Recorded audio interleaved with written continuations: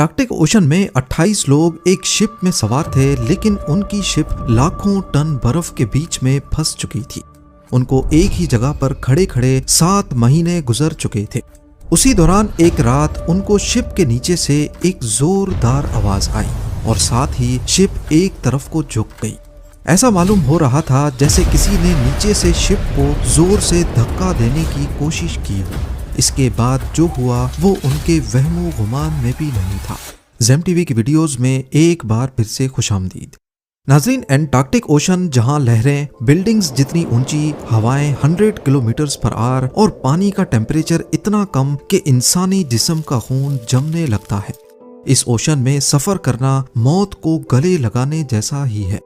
ठंड और लहरों की वजह से बच भी गए तो पहाड़ों जितने बड़े बर्फ के तोदे आसानी से शिप को कुचलने की सलाहियत रखते हैं। मगर आज से 111 साल पहले, जब ना टेक्नोलॉजी इतनी एडवांस थी और ना ही शिप्स, इसी खौफनाक समंदर में 28 लोगों के एक ग्रुप की शिप फंस गई थी। खुले आसमान के नीचे उन्होंने चंद हफ्ते या महीने नहीं बल्कि हैरत अंगेज तौर पे पूरे 2 साल गुजारे। दूर दूर तक सिर्फ बर्फ, तूफानी हवाएं, खाने पीने की कमी और मदद बुलाने का कोई चांस नहीं। ये एक ऐसी सर्वाइवल स्टोरी है जिसे दुनिया ने नाम दिया है the greatest survival story of all time. इस स्टोरी के हीरो हैं सर अर्नेस्ट शैकलटन, जो एक एक्सप्लोरर थे और उनका मिशन था इंसानी जिस्म की ताकत का एंड्योरेंस टेस्ट करना। और इसी वजह से इन्होंने अपनी शिप का नाम भी एंड्योरेंस ही रखा था। उन्होंने अपनी जिंदगी में कई खौफनाक मिशंस किए थे। 1901 में वो एंटार्क्टिका तक पहुंचने के मिशन का हिस्सा रहे, लेकिन 750 किलोमीटर दूर से ही वापस हो गए। 1907 में भी उन्होंने दोबारा इस मिशन को गले लगाया, लेकिन सिर्फ 150 किलोमीटर पहले उनको वापस पलटना पड़ा।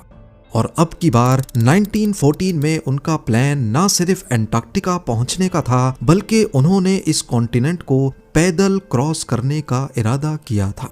वजह सिर्फ ये थी कि सर अर्नेस्ट शैकलटन वो करना चाहते थे जो आज से पहले किसी ने नहीं किया हो। इस मिशन को इंपीरियल ट्रांस एंटार्क्टिक एक्सपीडिशन का नाम दिया गया, और क्योंकि इस मिशन की नेचर काफी खतरनाक थी, कोई भी इस मिशन पे जाने के लिए राजी नहीं था। सर अर्नेस्ट के लिए सबसे पहला चैलेंज था अपने एक्सपीडिशन के लिए क्रू को ढूंढना। तभी उन्होंने एक एडवर्टाइजमेंट लिखी और उसे द टाइम्स न्यूज़पेपर में पब्लिश करवा दिया। याद रहे कि ये कोई आम टूर ऑपरेटर का इश्तिहार नहीं था। इसके शुरुआती अल्फाज थे, man wanted for hazardous journey. इसमें साफ साफ लिखा गया था कि